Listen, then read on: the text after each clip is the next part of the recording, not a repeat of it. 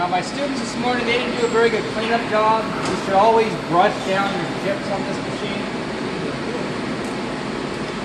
Now this machine has a chip conveyor.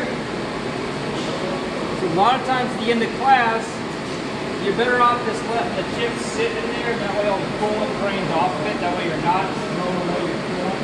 A lot of times being too much cleanup, when the chips are wet, you're going to be throwing away the coolant. This does have a conveyor. It's turned on with this button right there. Watch out, because the conveyor button is right above the coolant button. Okay? Conveyor button is above the coolant button? Yes, it is. Yes, it is. That's a cool conveyor.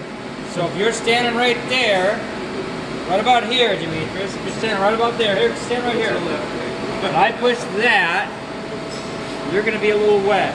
Finally, I get a bath in several months. I haven't had a bath in like 3 months. Last Sunday, come on. Anyway, so be careful of that conveyor button.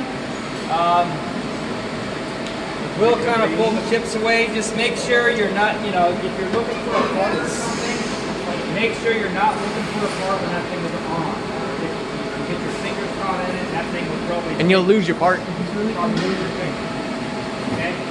So anyway, so I just wanted to clear it, because what's going to happen is we make a part, it's going to drop it down there. We're going to go this way.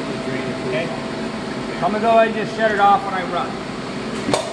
Alright, so we have a hydraulic chuck operated right here. We also have a hydraulic tailstock, which is operated by this button. Don't press that button, that foot switch, because you can't get it back in with the foot switch. Okay? So the only way to get the quill back in is if you actually get it out, is with quill in. Just make sure it's on the way back. Okay? Now, for the Femco, we're using no longer than 18-inch bar. Okay? This machine, like every machine, has a draw tube. The draw tube is typically bigger than your stock, unless you're cutting bigger stock. But the draw tube on the Femcos that we have is a 2-inch diameter. That's the max stock it can take. So you can slide 2-inch bar through there. When you have 2-inch bar in there, you can run 36-inch pieces like this. Okay? If you have a spindle liner, which we have on the Haas lathe, Haas-Led has a draw tube of 1.75 inches. We have a 1-inch spindle liner in there. We can run 36-inch pieces of bar. Okay. If I had a spindle liner that could safely go into this machine, I could also run 36-inch bar. Just like a reduced? Yes. It's reduced, and it's made to go inside, and it keeps the end of your bar from flopping around. Yeah, it's basically a bushing. Okay. So we don't have one for the Femco, so we stick with stock that is only 18 inches or less. Okay? Alright. So the chuck jaws should be already adjusted for you guys. Here's the stop. All the stops we have are set to right at 2 inches. Okay? So, we're going to go ahead and put the stop in. With that, hold it against the chuck jaw and press the close switch while we're holding it. Okay? Now, if you do have a draw tube on the machine and you're not holding it, it'll tend to pull the bar back. It's important that you're holding it while you do that. Okay? Also, something to take note about this chuck. This is a 3-jaw hydraulic chuck. It is made to grip aluminum, steel, titanium, Inconel. What do you think it does to flesh and bone when it gets pinched in there? It crushes. What gets pinched? Flesh and bone, fingers. Okay? So make sure your fingers are clear of the chuck at all times when you're opening and closing. Okay? Same goes for a lot of things. That saw that I just topped off the material on, it's on a hydraulic chuck. Same thing. Make sure your fingers are clear of that guy. That will crush your fingers. Okay? Alright, so the machine's homed out. That's step number 1. Number 2, we want to make sure we have the correct program called up. So I'm going to switch over to the edit mode. And then I'm going to go here to the control and press program. That is going to display my program. It says program 08601, checker op 1 is the current program. Okay? If it was not the current program, I'd have to switch it. How do I even know what programs are in the machine? Well, Femco calls these soft keys.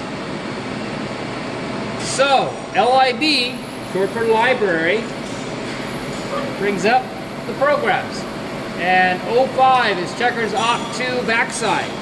Later on this semester, we're going to be doing that one. There's the round to it. We're going to set this one up a week from tomorrow night for manufacturing day. If I want to look at that program, I'd go O, type in the number, 5000, cursor down, and now it's switched over to the round to it program. That's for making these key fobs right here. Okay? Alright, so if I wanted to look at the program, I would scan through it. I can jump through it page by page. Look at the entire program. Okay? If I want to go back to your checker program, which is what I want to do, anywhere in the edit mode, this works on any Femco machine. I type in 08601, that is the number of your checker program, cursor down, and I switch back to the checker program. Okay?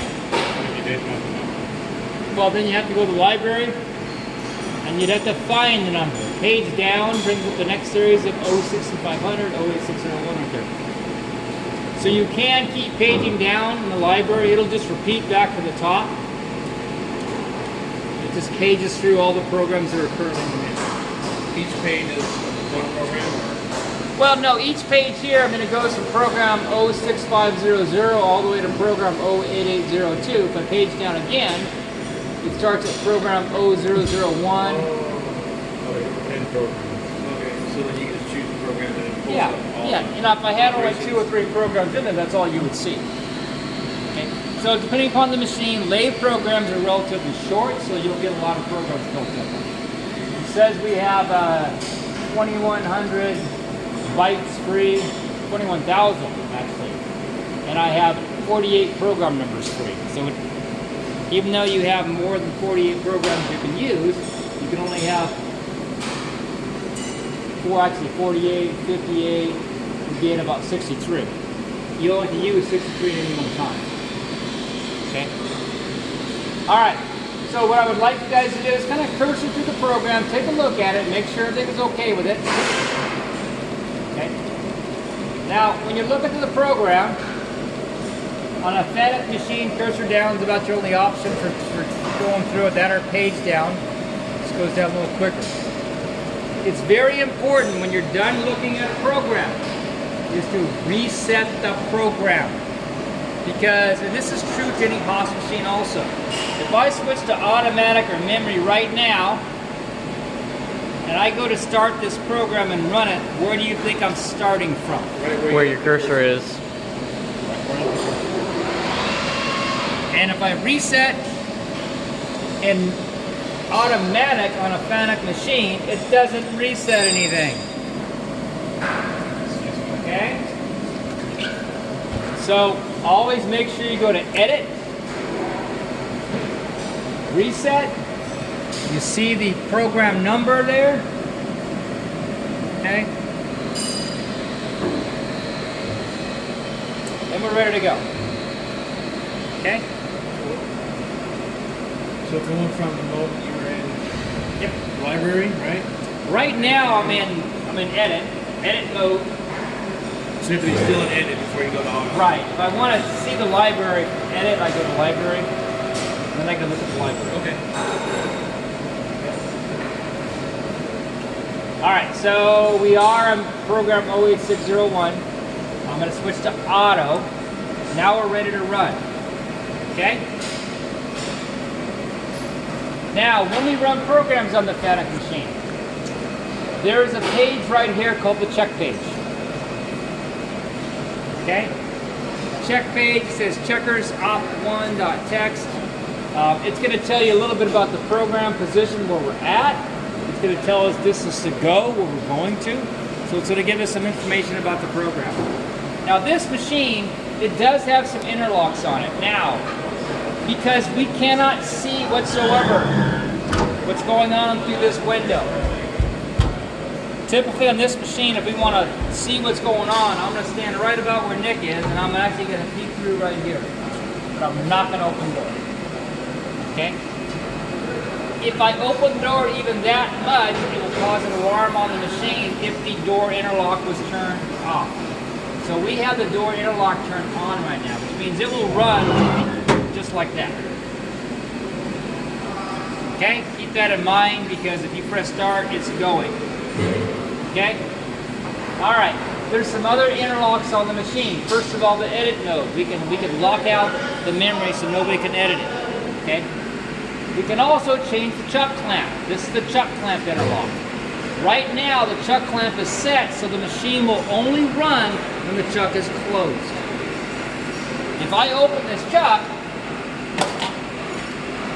try to press cycle start, and I'm going to close the door and maybe this start. It's an automatic, but it will not start. It will not start because the chuck is open and the interlock is set to only run when it's closed. Okay? Sometimes we machine parts where we hang on to the inside of the part. So in that case, we only want the machine to run when the chuck is in this condition. So we take a key, which we have in the office, and we flip it over to that. Okay? That guarantees when the chuck is in the inside position, it cannot run. Only can run it stripping apart. It's a safety feature built into these machines. Okay?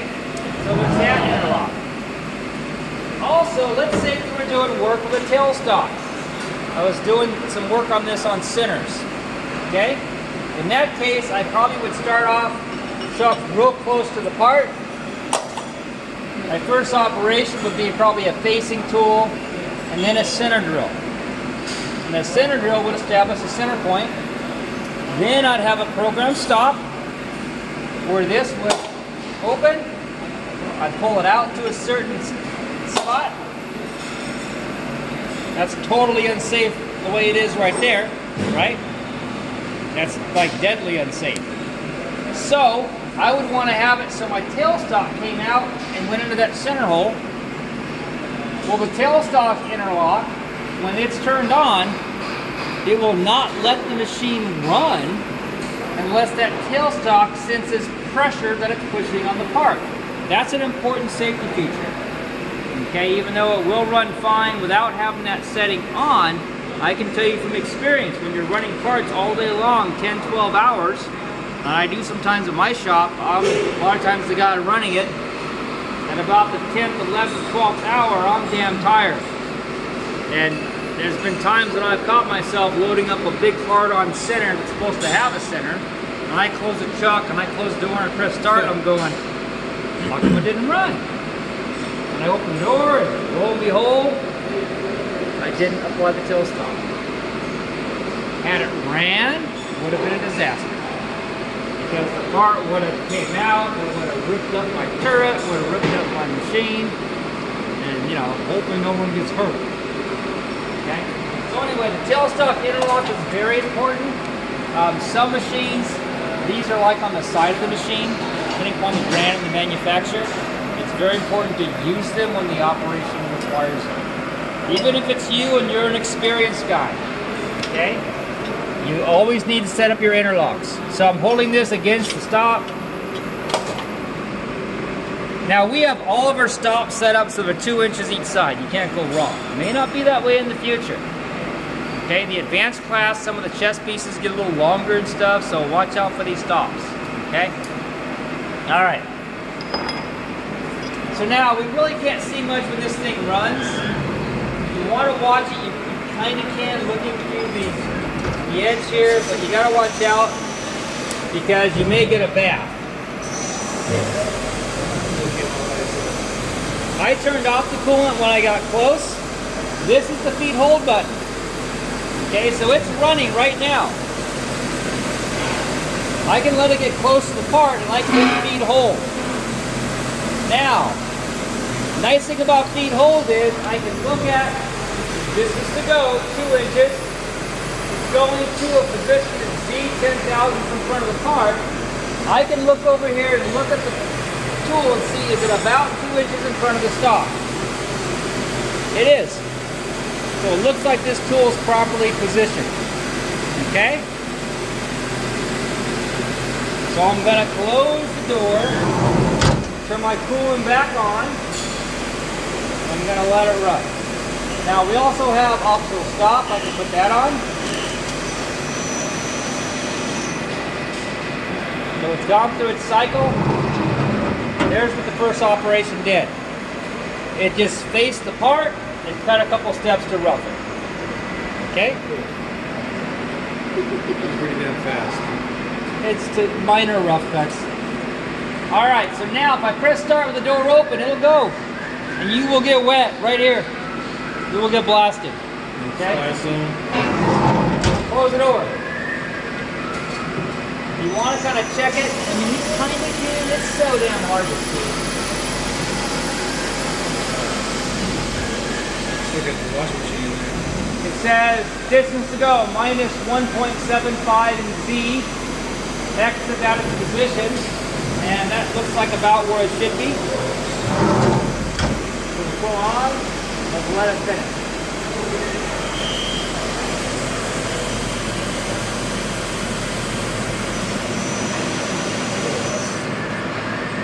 Alright, so with the optional stop on, there's your checker. Okay, hasn't been parted off yet. That will be the next step. Okay.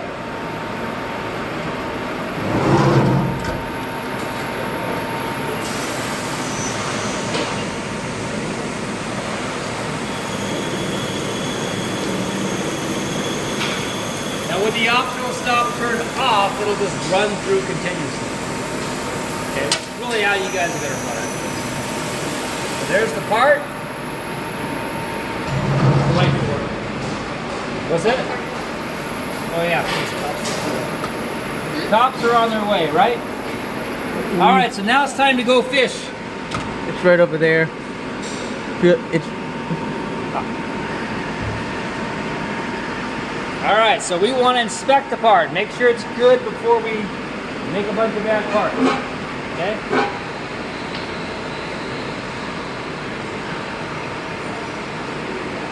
All right, there is a bit of it's off a little bit on the center. This machine had a really bad crash about a year ago. It got slammed hard, and it's been a little off-center since then.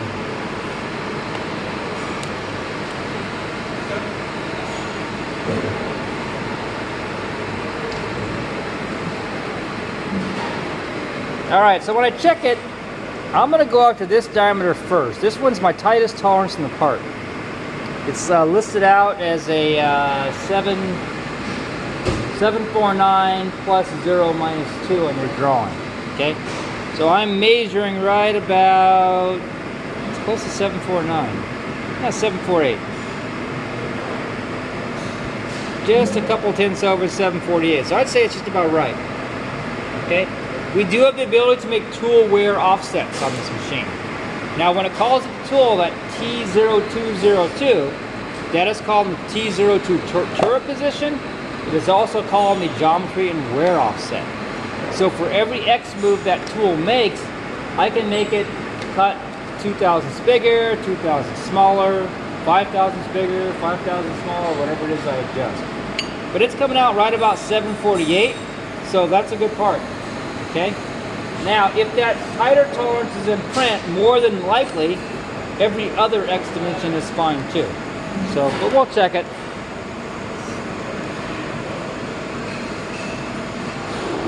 So this dimension is coming out like 980, almost spot on.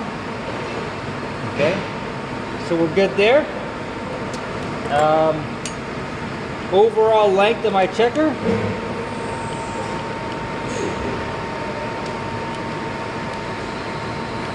What in the world? This is one of our good calipers too. Is it tightened down?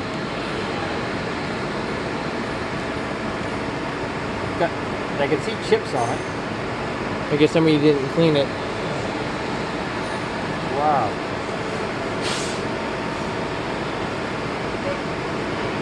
holding that guy right. Seems okay. We bought you guys really nice calipers, so take care of them. Don't leave them on the mill tables when you're milling. That's how they get messed up. That's probably what happened this one. All right, the overall length, we're coming out right about 460. The finished dimension is 450. Is it good? Good. Yes, but it's bigger than the dimension. But we're going to have a second operation. We want to make sure we got a little bit of extra stock. Okay, so 460 is good. Anywhere from 460 to 470 works. Okay. Now, this step here. This is a step that I could, if you're experienced, and you get a good caliper, you could probably measure it. That's coming out about 153. But can I measure that chamfer very well? Maybe if you got Superman eyes. Can I measure the angle? No. Can I measure the radius? No. Okay, those are all things we got to check on an optical comparator. Okay, so let's go ahead and head to the inspection lab, and we're going to check that stuff out.